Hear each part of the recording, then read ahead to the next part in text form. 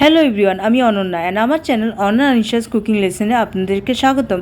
আজকে আমি আপনাদের সামনে নিয়ে এসেছি একটা সাম্বার রেসিপি, যেটা আপনারা ইজিলি বাড়িতে রান্না করতে পারবেন। যতবার আমি ইন্ডিয়া এসেছি দোসা বা ইডলি খেয়েছি, তার সাথে সার্ভ করা হয় কোকোনাট চাটনি আর এই সাম্বার। সেম প্রসেসে আজকে আমি রান্না করে দেখাবো, যেটা আপনারা ইজিলি বাড়িতে রান্না করতে পারবেন। যদি আমার রেসিপিটা আপনাদের ভালো লেগে থাকে, চ্যানেলটা প্লিজ সাবস্ক্রাইব করে দিন আর ভিডিওটা লাইক করে দিন। চলুন রান্নাটা শুরু করে দিই। সবার প্রথমে কড়াইতে নিয়ে নিব 3 চামচ সাদা তেল। তেলটা ভালো করে গরম করে নেব।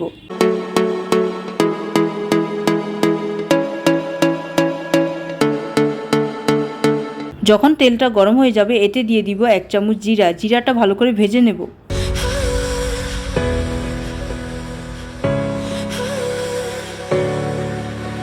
তারপর দিয়ে দিব 4টা শুকনো লঙ্কা,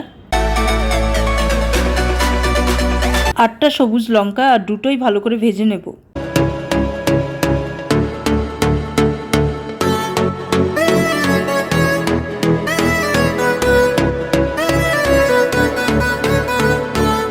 এরপর দিয়ে দিব 15টা কারি লিভস, এটাও ভালো করে ভেজে নেব।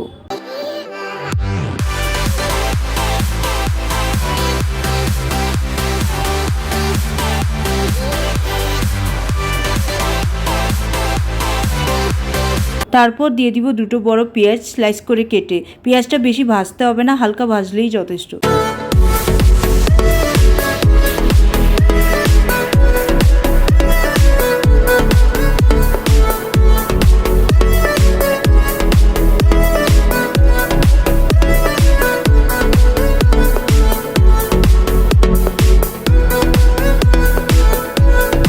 পেঁয়াজটা হালকা ভাজা হয়ে যাওয়ার পরেই দিয়ে দিব সবজি। আপনারা যে কোনো সবজি নিতে পারেন, ডাঁটা তো আপনাদের ব্যবহার করতেই হবে, কারণ এই রান্নাটা ডাঁটা ছাড়া হয় না। এর সাথে আপনারা কুমড়ো, পেঁপে, গাজর, কাঁচা কলা, পটল, অনেক রকম সবজি ব্যবহার করতে পারবেন, কিন্তু চেষ্টা করবেন তেতো সবজি না দিতে, করলা, আঁকড়ি এগুলো না ব্যবহার করতে। এর সাথে বেগুনও দেবো, কিন্তু বেগুনটা যেহেতু নরম হয়ে যায়, পরে দেবো বেগুনটা।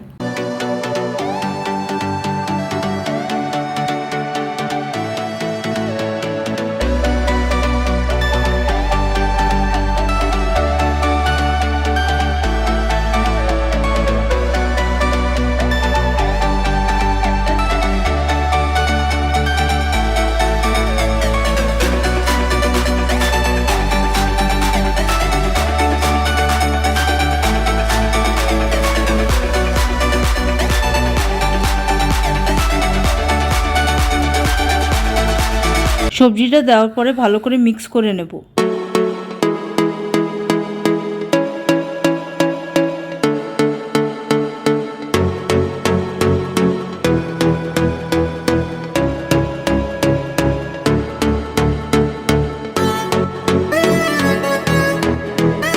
এরপর দিয়ে দিব 2 চামচ লবণ,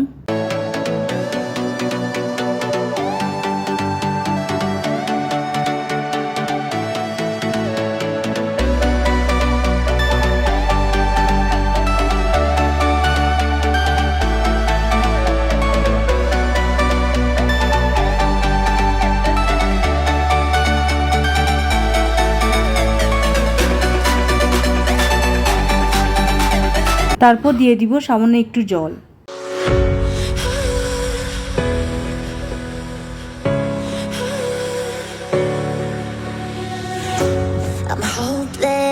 এরপর ঢাকনা লাগিয়ে সবজিটা 2 থেকে 3 মিনিট লো ফ্লেমে রান্না করব। 3 মিনিট পরে ঢাকনাটা খুলেই সবজিটা একটু মিক্স করে নেব।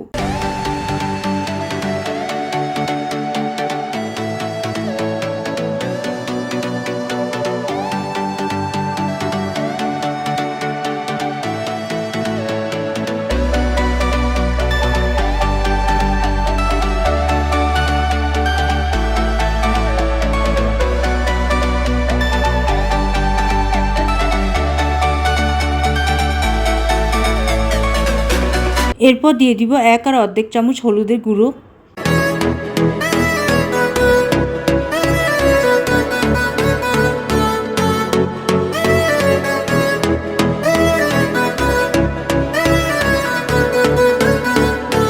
1 চামচ লঙ্কার গুঁড়ো, 1 চামচ কাশ্মীরি লঙ্কার গুঁড়ো। তারপর সব ইনগ্রিডিয়েন্টসগুলো ভালো করে মিক্স করে নেব।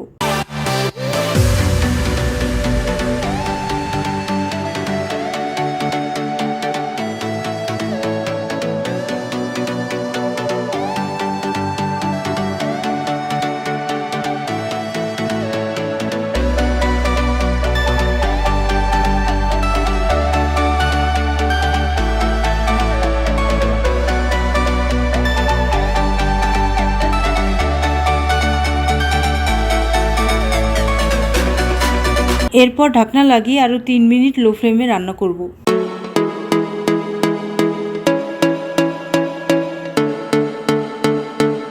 3 মিনিট পরে ঢাকনা খুলে দিয়ে দিব দুটো বেগুন, যেটা আমি মিডিয়াম সাইজ কেটে রেখেছিলাম। সবজিটা যখন একটু শক্ত আর একটু নরম থাকবে তখন দিয়ে দিব বেগুন।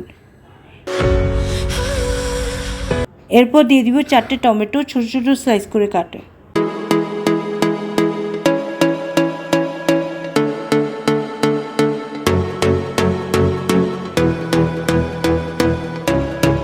তারপর সব সবজিগুলো ভালো করে মিক্স করে নেব।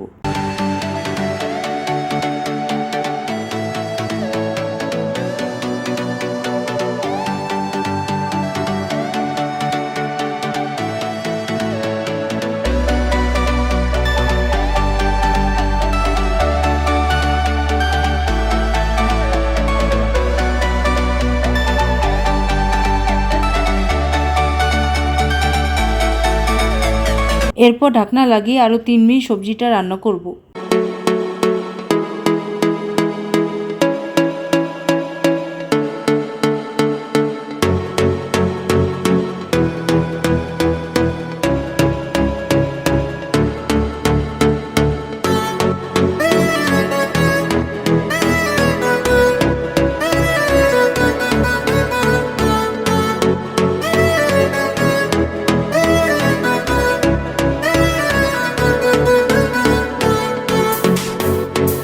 পরে দেখতেই পাচ্ছেন সবজিটা অনেক নরম হয়ে গেছে।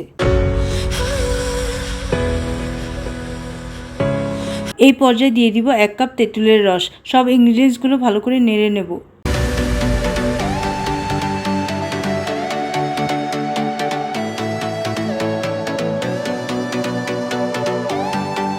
তারপর দিয়ে দিব সামান্য একটু জল।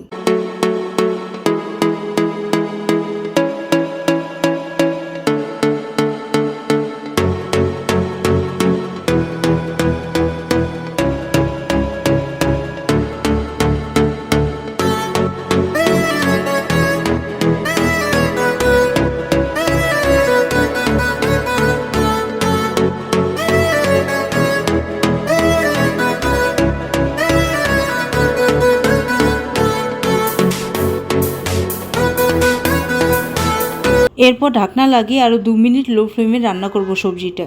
2 মিনিট পরে ঢাকনা খুলে দেখতেই পাচ্ছেন সবজিটা অনেক নরম হয়ে গেছে। এখন তাও একটু নেড়ে নেব। তারপর দিয়ে দিব আরও কয়েকটা ইনগ্রিডিয়েন্টস, মেন ইনগ্রিডিয়েন্ট যেটা হচ্ছে সাম্বার মশলা।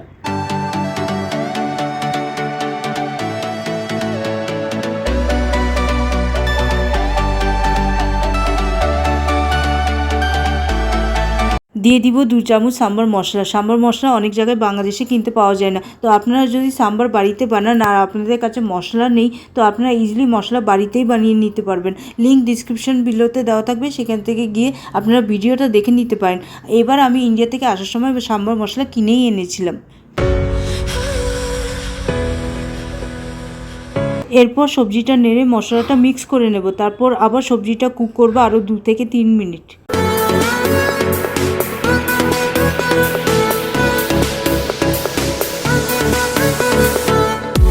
3 মিনিট পরে একটু সবজি উঠিয়ে চেক করছি সবজি ভালো করে সিদ্ধ হয়েছে কিনা। এখানে আপনারা দেখতেই পাচ্ছেন গাজর কিছুটা শক্ত আছে, কিন্তু সজনা ডাঁটা, কুমড়ো, পেঁপে, পটল এগুলো ভালো করে সিদ্ধ হয়ে গেছে। যেহেতু অনেকগুলো সবজি ব্যবহার করছি তাই একটু টাইম লাগছে সিদ্ধ হতে, তাই আরও কিছুক্ষণ রান্না করব।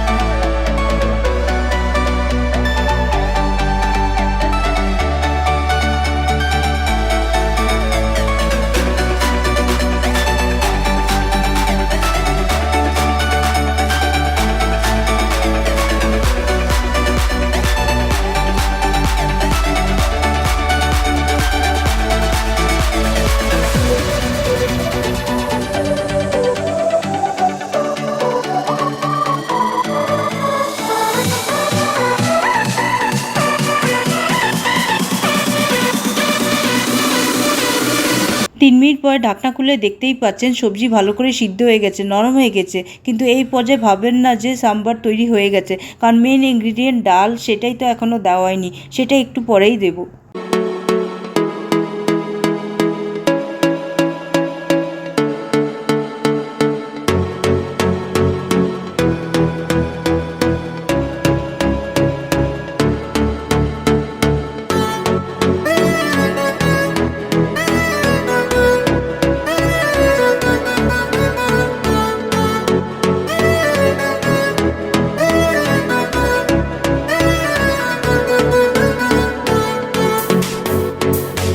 সবজিটা ভালো করে সিদ্ধ হয়ে যাওয়ার পরে দিয়ে দিব সিদ্ধ করা ডাল। এখানে আমি নিয়েছি বুটের ডাল, কারণ সাম্বার রান্না করার জন্য সবসময় বুটের ডাল ব্যবহার করা হয়। আগের থেকে আমি বুটের ডাল হলুদ লবণ জল দিয়ে প্রেসার কুকারে সিদ্ধ করে নিয়েছিলাম, সেটাই এখানে দিয়ে দিচ্ছি।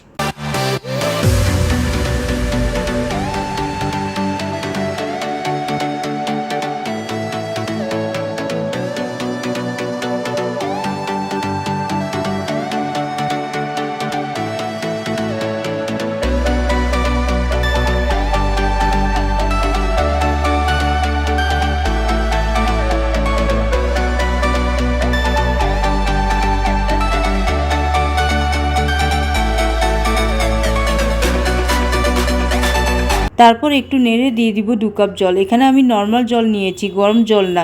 জলটা দেওয়ার পরে 10 মিনিট মিডিয়াম ফ্লেমে রান্না করব।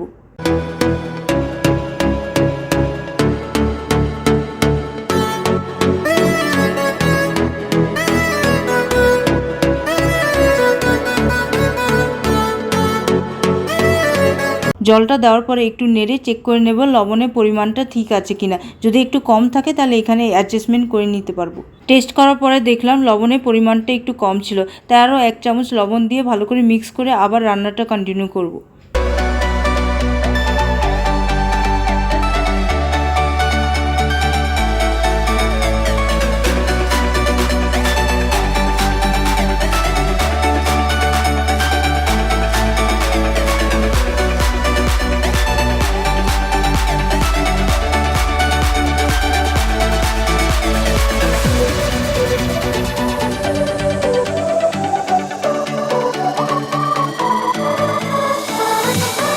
পাঁচ মিনিট পরে দিয়ে দিব হাফ চামচ সাম্বার মশলা।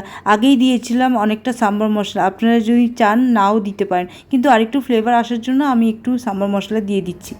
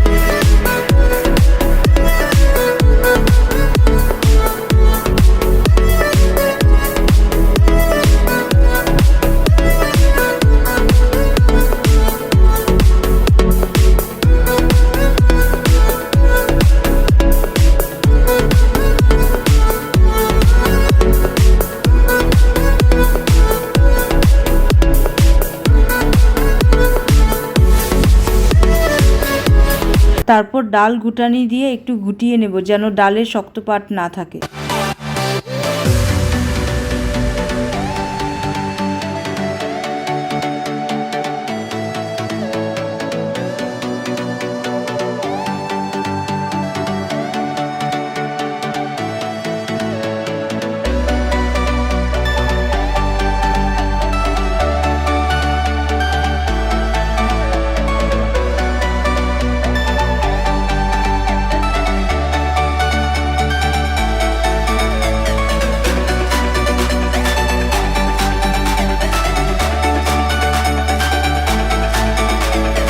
লাস্টে নামানোর আগে দিয়ে দিব কাসুরি মেথি পাতা। যদি আপনাদের কাছে কাসুরি মেথি বেশি থাকে সেটাও দিতে পারেন। যেহেতু আমি কাসুরি মেথি পাতা দিচ্ছি তাই পাতাটা একটু হাতে নিয়ে ঘষে তারপরে দিয়ে দেবো।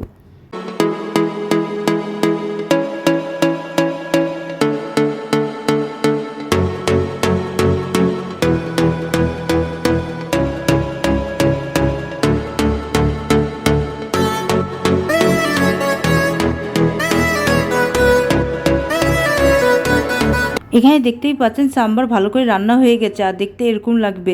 এটা নর্মালি একটা সাউথ ইন্ডিয়ান ডিশ, যেটা দোসা ইডলির সাথে খাওয়া হয়। সাউথ ইন্ডিয়াতে এরা ভাতের সাথে বা রুটির সাথেও খায়, তো সেইভাবে আজকে আমরা রুটির সাথে খাবো, তার জন্য একটা বাটিতে পরিবেশন করে নেব।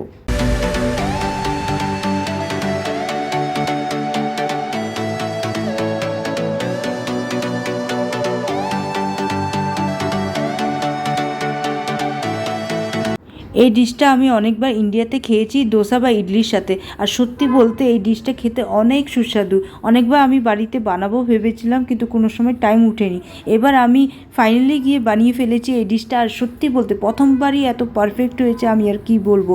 আমার রিভিউতেই আপনারা দেখতে পারবেন এটা খেতে কীরকম হয়েছে।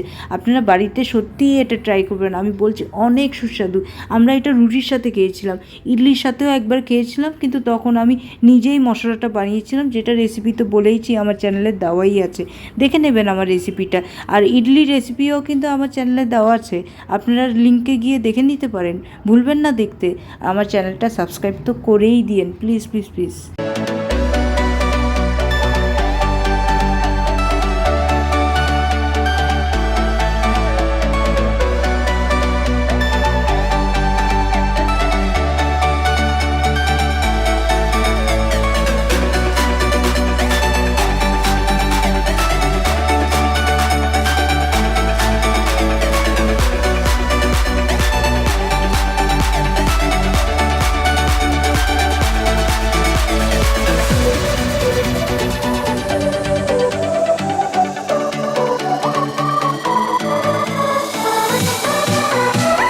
অনেকই টেস্টি, সুস্বাদু।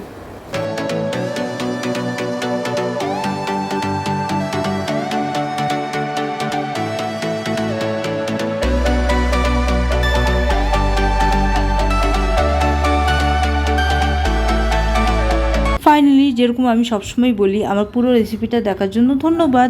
আমার চ্যানেলটা প্লিজ প্লিজ প্লিজ সাবস্ক্রাইব করে দিন, আর বেল আইকনটাও প্রেস করে দিন আরও নোটিফিকেশন পাওয়ার জন্য। Bye bye, take care and have a nice day.